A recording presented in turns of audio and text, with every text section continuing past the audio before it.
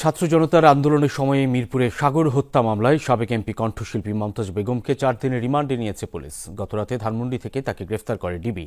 ঢাকা ও মানিকগঞ্জে তার নামে আরও একাধিক মামলা রয়েছে। আছে অবৈধ সম্পদ অর্জনের অভিযোগও। স্টে সেফের ডাবল লেয়ার প্রোটেকশনই পিরিয়ডের হেভি ফ্লোর দিনগুলোতে আমাকে রাখে নিরাপদে। Stay safe.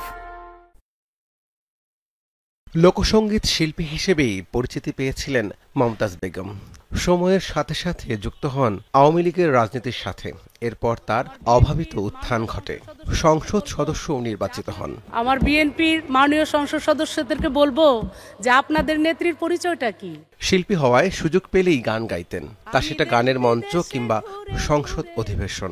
আমি দেশ বিদেশে ঘুরে ঘুরে জয় বাংলার গান গাই, আমার নেত্রী শেখ হাসিনা তুলনা যার না। মানিকগঞ্জ 2 আসনের সাবেক এই সংসদ সদস্যের বিরুদ্ধে ভিপি বাহিনী গড়ে তোলা সহ নানা অপরাধের অভিযোগ রয়েছে।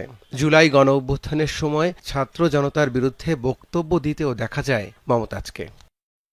সোমবার রাতে ধানমন্ডির একটি বাসা থেকে মিরপুর মডেল থানার হত্যা মামলায় মমতাজকে গ্রেফতার করা হয়। পরে কড়া নিরাপত্তায় আদালতে হাজির করে 7 দিনের রিমান্ড চায় পুলিশ। যখন রাজনৈতিক নেতাকর্মীদেরকে গুলি করে হত্যা করা হতো, তাদেরকে গুম করা হতো, ওই সময় সে গণভবনে গিয়ে হাসিনাকে সে গান শোনাতো এবং হাসিনার মনোরঞ্জন করাই ছিল তার প্রধান এবং একমাত্র লক্ষ্য।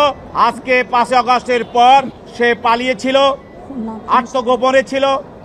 তারপরে পরবর্তীতে তার পুলিশ খোঁজাখুঁজি করে জনগণের সহযোগিতায় তাকে খুঁজে পায়, এরপর তাকে গ্রেপ্তার করে আজকে আদালতে আনে।